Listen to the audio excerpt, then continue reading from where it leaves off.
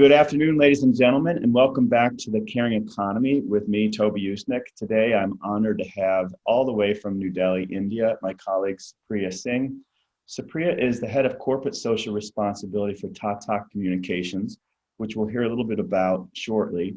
Tata is a huge, and the oldest, if not one of the oldest conglomerates in India, and one of the greatest practitioners of corporate social responsibility for its 100 plus years in business. Supriya, welcome to The Caring Economy. Thank you so much, Toby. It's really a privilege to be here, and I'm very excited to share, our CSR journey and talk a little bit about what we do in the group. But absolutely, excited to be here. Thank you. Supriya, can you perhaps give us a little bit of an introduction about you? How did you get to where you are today in terms of your career moves, your background, and along the way, maybe some of the pivots or the inflection points where you went left instead of right or up instead of down? Whatever you think would be inspiring to our listeners. Absolutely. When I think about my professional journey, I didn't always start in the impact sector. I was not always part of CSR. In fact, I was born in a small town in India, in eastern part of India, in a place called Patna. And historically, this region was known for its arts and culture and education. But over the years, due to bad governance, this entire region went to the bottom of the Human Development Index in the country. I was the first woman from my family to actually leave the house, so as to say, and go to another state to get educated and go for my higher education. And while this may be commonplace outside of India, it wasn't that common then. And I was pretty sure. In fact, I had a chat with my father, and my father was very nervous, and he said, we've never had someone go out of the house for education. And I moved to another city in India, and that's where really my the exposure to the outside world sort of started. I studied in a place called Pune, which is very interestingly known as the Oxford of India for the many colleges that it has and a very vibrant student culture. Mm-hmm. While I was in Pune, I was studying economics for my undergraduation, but throughout my college life, I was very much interested in social issues, and part of me wanted to do something, but I sort of didn't find the right opportunity. And then I would say the first big sort of turning point happened in my life when I joined the Jawaharlal Nehru University, which is one of the best universities in Delhi, also in news for all kinds of reasons. But when I came to JNU, that's where my education started. I studied international politics in Jawaharlal Nehru University. I completed my MPhil from the university. But while I was doing that, I started traveling India like nobody's business. I signed up for various, volunteering opportunities, internships, wherever it was possible. And that, Toby, was I would say, the second sort of big turning point in my life, because I'd not seen my country like that. Being brought up in a very privileged environment, I had not seen the kind of issues and kind of societal challenges that India had. And I traveled extensively from Ladakh in the north to Tamil Nadu in the south, and working on a range of issues from iodine deficiency disorder to a right to food campaign to doing life skills programs for young people. That's when I realized that this is something where my heart is, and it was it was a calling. It was not something for which I went to a university and I studied about. It was really a calling. It was something where I felt I could contribute and I would like to do something about as part of my career, as part of my personal endeavor. Yes. And that's when I went a little crazy working for many NGOs and civil society organizations in Delhi.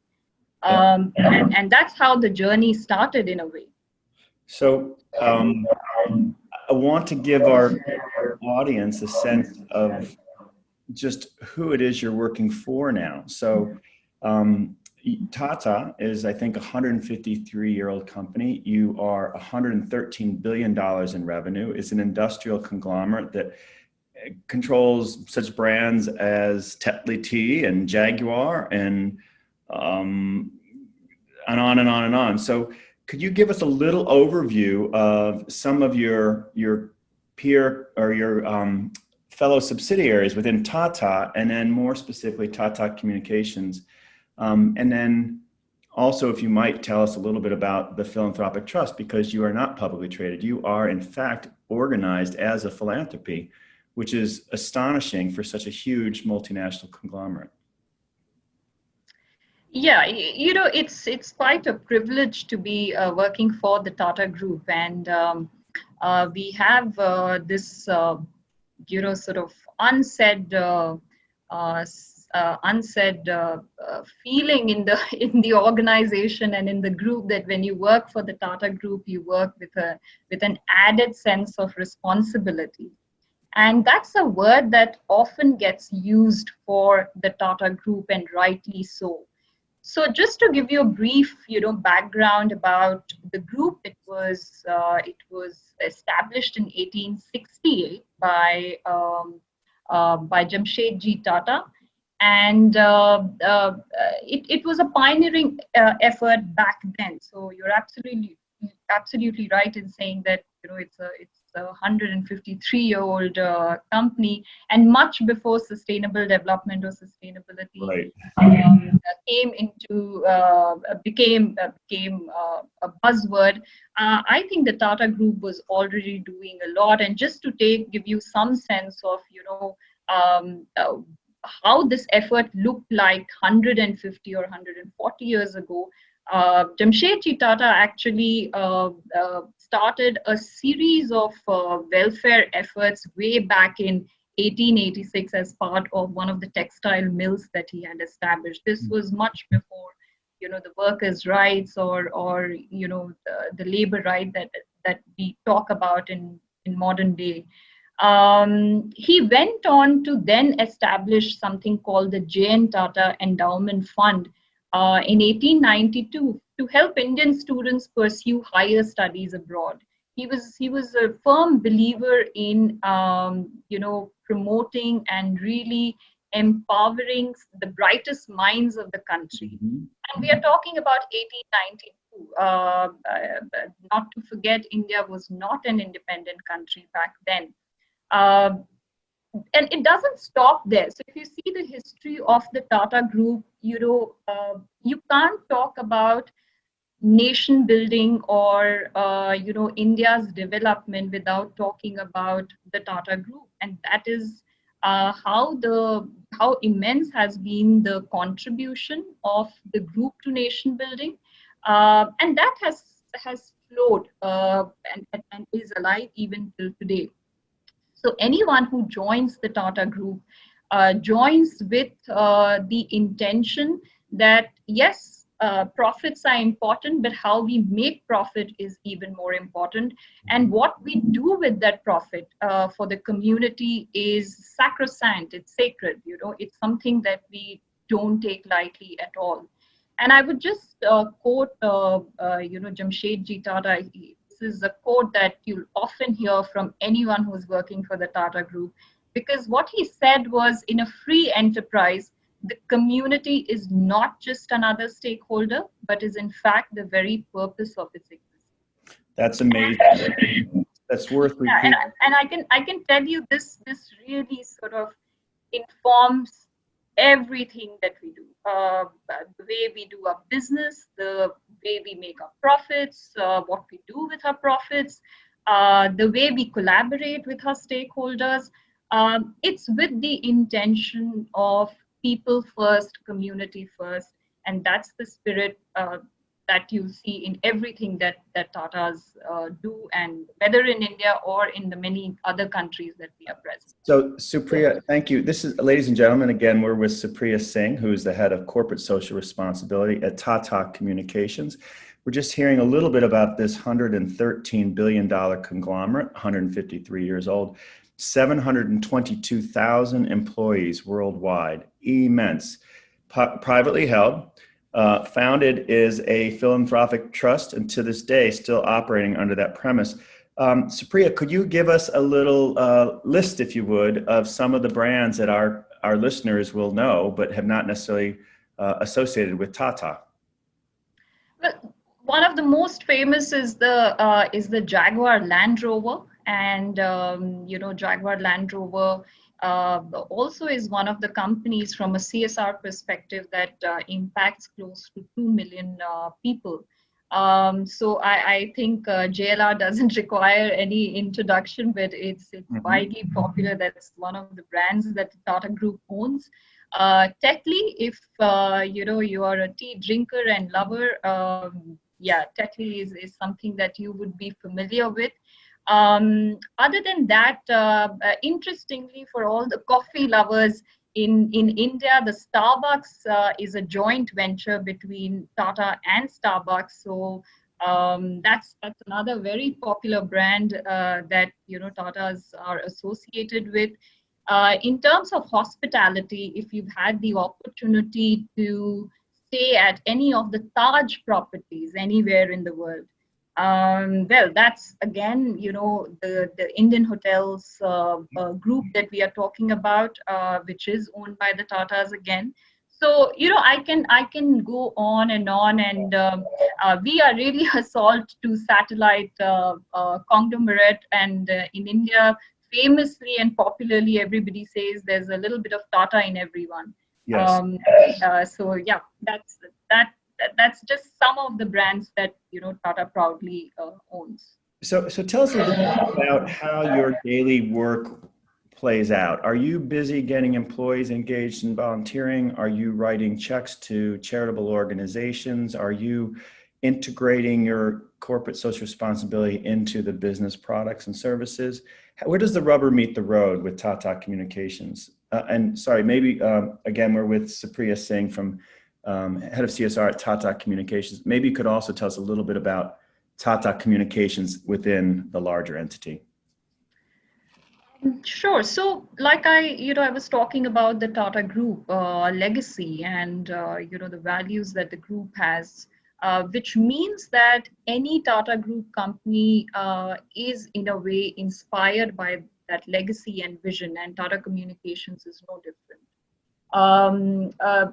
It is one of the younger Tata Group companies.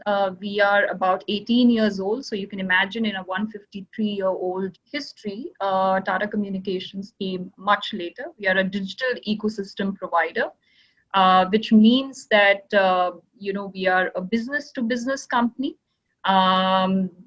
Erstwhile, Videsh Sanchar Nigam Limited, which was a public sector undertaking and responsible for bringing the internet to the country. And recently, BSNL celebrated 25 years. So, there's a lot of history that, of course, Tata Communications inherited from BSNL. But over the years, we have transformed from traditional voice service provider to a digital ecosystem enabler, and we work across the world. So when we looked at our CSR, Toby,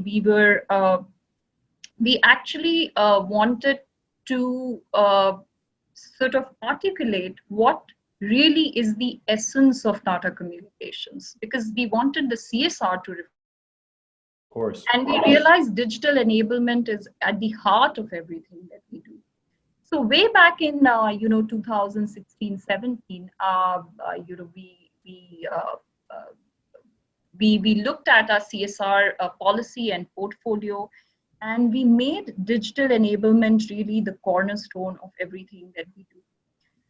We also, in a way, looked at our CSR mission, and 16, 17, from a timeline perspective, I mean, just for the benefit of our listeners, was immediately after the adoption of the United Nations Sustainable Development Goals in 2015. And that was really the global framework within which we were working. So our CSR mission is about creating connected societies for sustainable development through next practices.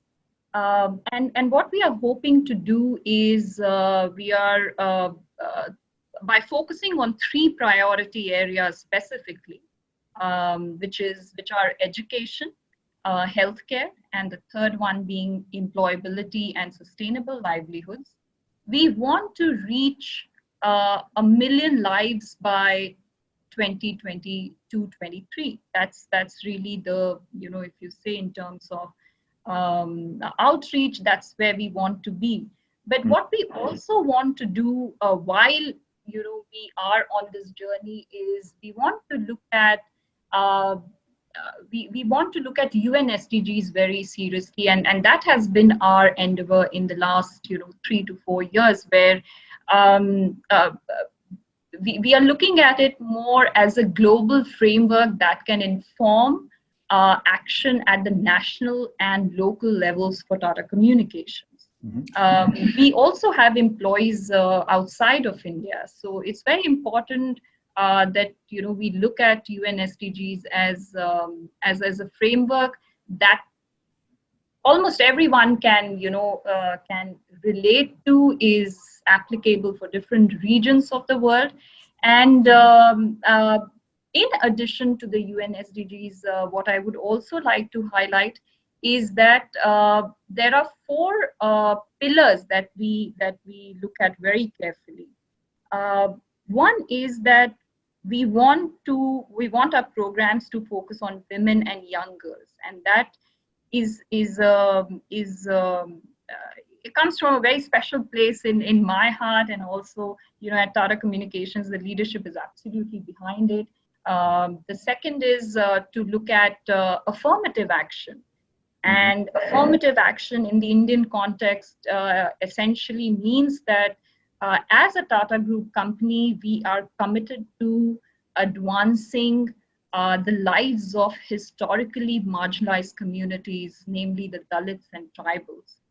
The third one is disaster relief and rehabilitation. And we have seen in the last 5 to 7 years, India has been at the receiving end of several calamities, natural calamities. And it just doesn't disrupt the lives of people in the short run. In fact, it takes many, many months and years for the government, for the country to rehabilitate. Tata Group is committed to disaster relief under something called the One Tata response, where all Tata companies come together to provide relief and rehabilitation.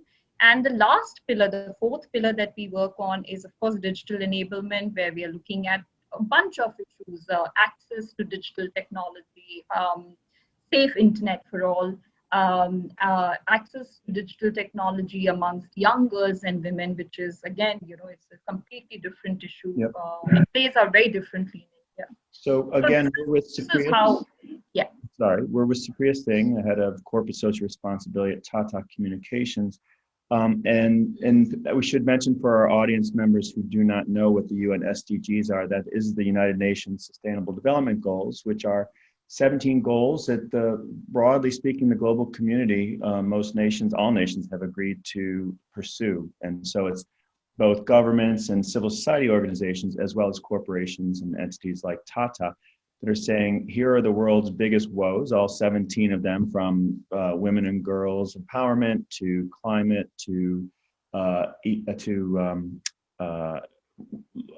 opportunity.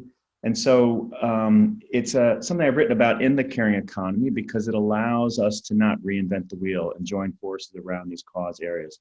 And so with that, I wanted to ask you a little bit, Supriya, about two things in particular. One is about the 2% law in India. I think our audience might be intrigued by what that is and how it plays out. And then also we'll go on to hear about COVID and how you've all responded real time to that. So can you familiarize our audience a little bit with the 2% CSR law in India? Sure. Yeah. So, Toby, if I may, I just before I jump into the 2% law, I think I'll backtrack a bit because the 2% law happened because there was already a very fertile, legal framework that India had set up, and I think that's important to know, and we often miss that. One was, of course, our emphasis on inclusive growth, which has always been part of our development plans, and the 5-year plans, and now, of course, we have integrated in different aspects of our national policies. Mm-hmm.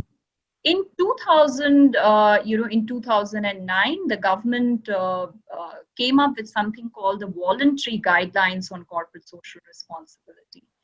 And this was really the first step towards mainstreaming the concept of business responsibility. This particular guideline, and I'll stress on the word voluntary here, was revised in 2011, and it became the National Voluntary Guidelines on Social, Environmental, and Economic Responsibilities of Business.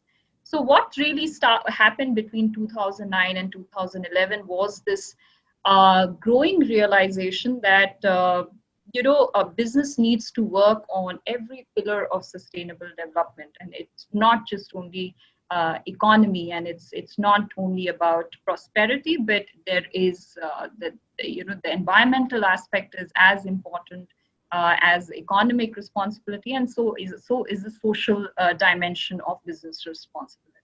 Mm-hmm. The revised National Voluntary Guidelines is actually a set of 9 principles, and one of the principles specifically talks about inclusive growth and equitable development. So the 2% CSR law, which actually came into existence in 2013, in a way was born out of these voluntary guidelines, or at least the foundation was laid by these voluntary guidelines. The big difference, obviously, what the 2013 CSR law brought into the whole scenario was it made spend by companies in the social domain mandatory. So remember, the earlier guidelines were voluntary, and now with the 2013 CSR law, it became mandatory for a set of companies, and which was defined by the government. And I would just sort of mention it for the benefit of those who have tuned in, that there are actually 3 categories of companies that qualify under this law. So what the law does is that it sets minimum contributions for mandatory CSR, requiring Indian businesses with a net worth of, about $77 million US, or revenue of around 155 million US dollars, mm-hmm. or a net profit of about 660,000 US dollars, mm-hmm. channel 2% of their profits towards CSR initiatives. Now, this 2% is what is really important to remember, which means that 2% of the net profit, the average net profit of companies that are eligible under this law, have to spend this on certain, certain areas, certain domains that the government has identified, and it's fairly broad, from health to women empowerment to environment. There are several things one can do, but these companies are expected to not only spend the 2% of their average net profit, but also report So spending is one part, but reporting and disclosure is another very, very important part of the CSR law. And we have now, we are in the 6th year of the CSR law. Of course, there are, like with any other effort and any other law, there are, there are issues and there are gaps. The way it is currently, it currently plays out in the country. But overall, what it has done is it has brought a lot of structure to CSR spending in India. Great. So we're Supriya Singh, head of CSR at Tata Communications. And on the 2% law, which went into place in 2013, what I'm hearing you say is a general thumbs up as India finds its way through it. So it's quite bold and makes me all the more excited to hear about the largest democracy in the world taking on these initiatives and moving forward hand in hand between government and corporations. Supriya, we have a little bit of time left. I'd love to hear about the pivot that Tata Communications has gone through with COVID-19. The whole world, it seems, shut down in a matter of 48 hours. And I can see from your backdrop, you're working from home as well. Yes. I think that CSR helps. It's like a muscle. When you practice it, you exercise it, you're prepared for the unknown. And I suspect that that's been the case with Tata Communications. But please tell us about the reaction or response to COVID-19 and Tata Communications. I think I'll briefly answer that. The first one was definitely the safety of our people. So we immediately went into a work from home scenario for our employees across the globe. And we could do it very swiftly because we already had the mechanism and the systems to support it. While that was happening, we also realized that there's a bigger tragedy unfolding in India with thousands of migrants suddenly finding themselves out of jobs, and not just finding themselves out of jobs because of the lockdown that ensued after the pandemic. When we started having the first few cases, they were also very desperate to get back to the safety of their homes. And in this case, these homes are actually villages that are thousands of kilometers away from the metros and the big cities. What happened, Toby, I don't think anyone in India was prepared for. There were hundreds of people walking with their families for thousands of kilometers for days together to reach their villages, because there was just this desperation to feel certain about something, considering there was so much uncertainty going on.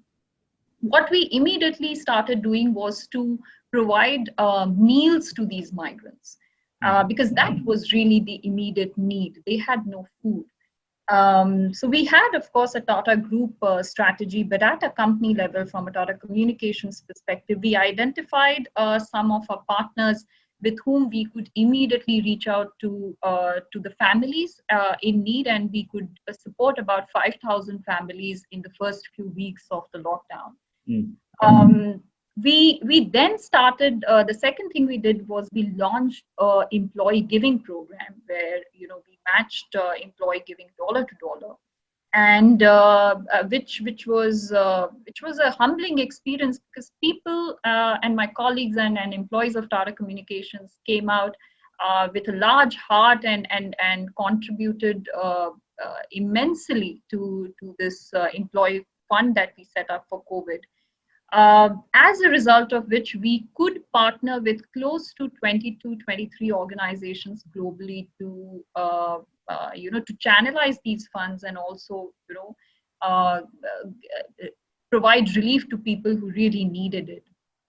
While that was happening, we looked at our own business competencies, and we sort of asked ourselves, what can we do using our own business competencies in such a scenario? And of course, we are a digital ecosystem enabler. So we worked with other Tata Group companies to provide connectivity to various hospitals for telemedicine, for